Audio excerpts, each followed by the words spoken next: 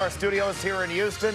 He's Ryan Hollins. I'm Craig Ackerman. Finally, a little bit of an opportunity for us, the Rockets players, coaches, fans, organization, for everyone to exhale at least a little bit and smile. The Rockets with a pretty convincing victory tonight in Game 4, their first win in this series. Greg, you hear me talk so much about pace, and in a sense, the first throse games, the Lakers played at their pace. They spaced the floor. They got the shots that they wanted. They knocked down a number of three-pointers. Tonight was a Ime Udoka-style pace where the Rockets were able to pressure the basketball. They were physical. They forced turnovers, and the Lakers were not comfortable at all tonight. Well, there were a lot of highlights from a Rockets perspective here tonight, one of which was Reed Shepard's best playoff game of his very young career. And after the ball game, Vanessa Richardson caught up with Reed Shepard in front of the faithful across the street over at Toyota Center. Reed, it does not get more high stakes than this, a literal must-win, a do-or-die. How did you guys win in such dominant fashion tonight? Just playing hard. Like you said, we knew we had to get this one or it was over. So, just coming out, playing hard, competing, and this is what happened. So it was a good win. You were running to pick and roll. You were making your shots and defending at a high level. What really clicked for you tonight? What did you like the most about your game? Just keep playing hard, trusting it. I got great teammates, great coaches, and just keep coming out here and playing the right way and just trying to make the right play. What kind of chemistry have you developed with Ime and Alperin in these high-stake, high-pressure situations? Yeah, it's been fun. I feel like we're learning more and more each game. So now we got to go to LA, get one more, and come back here for Game 6. You've had to play without Kevin Durant in 3 out of these 4 games. What have you liked about the resiliency of this team? Yeah, we're just playing. Obviously, there's a lot of points out there, but, everyone's just playing super confident and aggressive and just having fun. Great game, Reed. Thanks. Thank you. Back to you. All right, Reed, we are go for launch.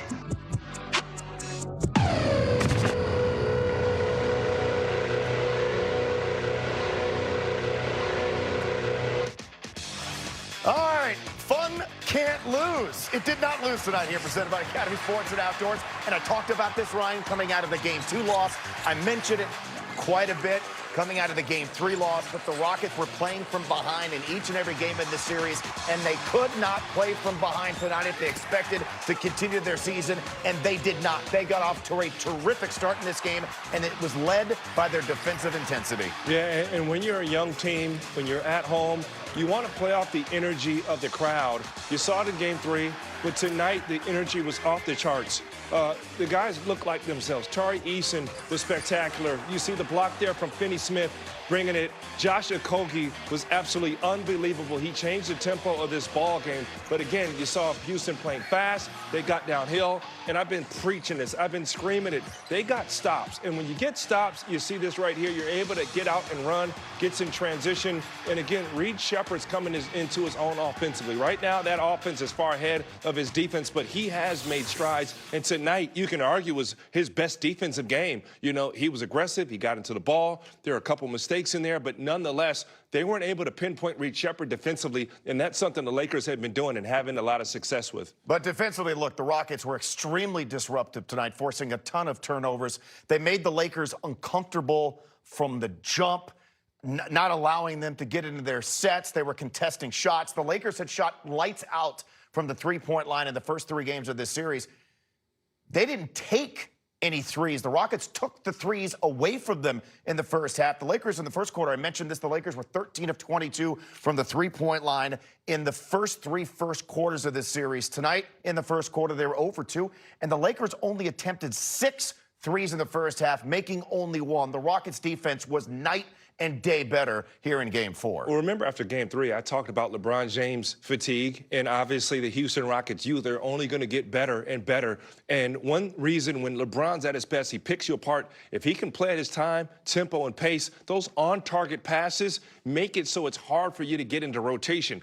Okogie was poking at him, gambling, never letting him get comfortable. Again, at 41 years old, I know it. Those legs are probably a little bit heavy. So, again, the ball movement wasn't there for the Lakers because they couldn't make crisp passes around the horn, and the turnovers paid off. You end up having 17 steals. That is ridiculous, Craig. Yeah, 24 turnovers for the Lakers. The Rockets scoring 30 points off of those, and you brought up LeBron James. He had a shot early in the first quarter didn't hit another shot until the fourth quarter, and he only made 2 of his 9 field goals the entire game. They completely took him out of this basketball game, and LeBron has been a major factor for the Lakers in their 3 wins in this series, and he was not in their lone loss in this series. I imagine that Ime Udoka was a bit happier following the Rockets' first win in this series, and this was Ime at the podium following the Rockets' Game 4 victory.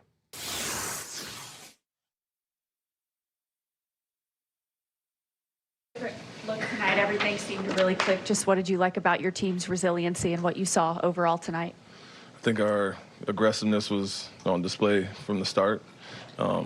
First time holding them outside of 30-point first quarter, so much better effort there. Defensive intensity across the board. I loved our ball pressure, forcing 24 turnovers for 30 points and 17 of those being steals, so our activity was great, and that's made the difference from the start.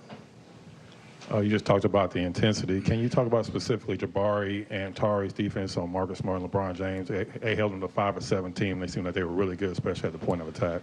Yeah, they were great there. I think you can throw Kennard in there as well, going 3 for 8. So those guys scoring 10, 9, and 7, respectively, was great. A little bit of everybody doing their job, a lot of switching, but the focus was better. Sending guys where we wanted to, making the ball, find other guys, and when you got Aiden and Hachimura shooting the most shots, I think you're doing a good job with that. Coach, there were a few small ball groups that prior to this game had only played like a few seconds, but in terms of what you saw from them, can you talk about that aggression and the ability to cause chaos? Yeah, the switching was good for us, even with Alpi, and I think we went to more 1 through 5 switching, and he was doing a good job there. But, yeah, so, of course, we like small, and the fact that some guys are out. Obviously, Kevin, we can activate Dorian and certain guys, so there's going to be some lineups that we haven't seen as much of. And no drop-off there. I think everybody that came in contributed.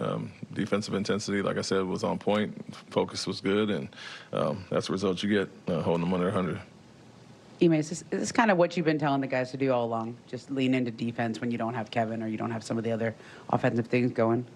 I mean, in general, I don't think our defense has been terrible this series, but we knew we could do better. And when you see the numbers for James, Kennard, and Smart, and obviously holding those guys out of the 20s is a better job. And so nights where you don't shoot it great, you can still rely on that, but when you shoot it like we did tonight at 48 clip and play defense like that, you're in good shape. And so I think, regardless of Kevin being there or not, we've guarded well enough, but we felt we could take it to another level, and I think the switching has done that for us.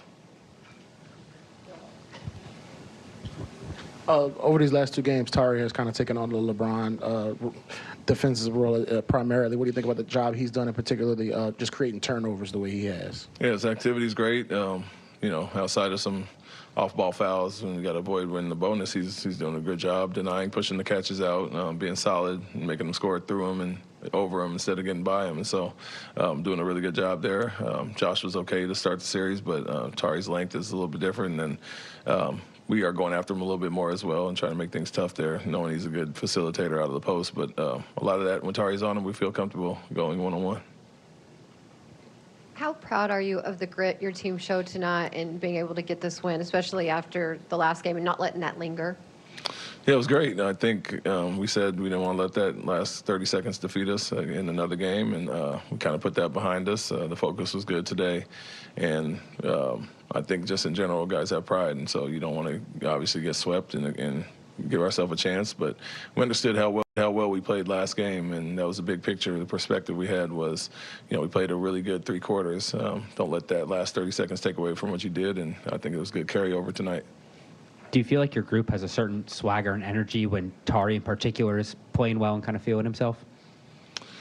I mean, yes, he does what he does. I mean, half this stuff is outside of the game plan. He just kind of goes rogue at times, and you got to turn a blind eye to it a little bit. But he's really good at what he does. And I think our group in general, shots are falling, feel better. And so you see the numbers tonight, the shooting percentage go up for everybody. And felt like we were missing a lot of good shots, but you see them start to fall. You get more aggressive on the defensive end, and then it starts clicking. And ball movement was great. Aggressiveness on the other side was great. But it's good to see shots going for Reed and Alpi and those guys. And Tari does what he does. You talk about Tari going rogue. What does that look like in games, and how does it impact the game in a positive way for you guys? He's just a playmaker, a disruptor, and some of the natural instincts and the things he does, you can't really teach. You want guys to be solid and follow the game plan and all that, but certain guys do what they do, and you know you're going to get burnt every now and then, but more often than not, you know, he'll make the right play, get a deflection, get a steal. And so, Tari being Tari, you got to let him do what he does. You talk about wanting to move past the end of Game 3. Is there still part of you that's like, man, if we close that out, we could be going back to L.A. tied 2-2? Well, of course, that's going to be in everybody's mind, but it is what it is. We lost that, and the main thing was getting this one tonight. And like I said, looking at the positives in that last game. Of course, you know it could be a different thing if we finish that game, but you know, we found some things, and confidence is rising. Momentum hopefully is on our side with that, and just continue to carry over and do what we did tonight and really last game. Ime, I wanted to clarify Kevin's prognosis. Is there a possibility we see him during this series? Yeah, possibility for sure. I think, you know, you're just looking at the time frame of that specific injury and what it takes. But, you know, I didn't know how bad it was initially, like we said, and then you got that prognosis. But he's doing what he can to get swelling out, mobility back. And just like the knee, we weren't sure when he was going to come back, but he snapped back pretty quickly to be available for Game 2. So it is a true game-to-game, day-to-day thing. You were able to see a replay of Aiton's elbow to Alpi. I wonder what you thought of that play and some of the chippiness there late. I mean, it looked intentional, you know, but I was surprised with the flagrant too, you know. But that's the NBA nowadays, and they call it a little softer than they used to. After the Lakers emptied their bench, Dalton Knecht hit that three, and then you called the timeout, and you guys kind of regrouped. Just curious on what the message was to the team in that moment, knowing that you guys have had some struggles closing out games. Yeah, stay locked in, stay focused what we were doing. I felt we had 3 possessions in a row that we were in isolation instead of what we were doing, playing with the pace, getting the pick and rolls and getting the off-ball movement going. And so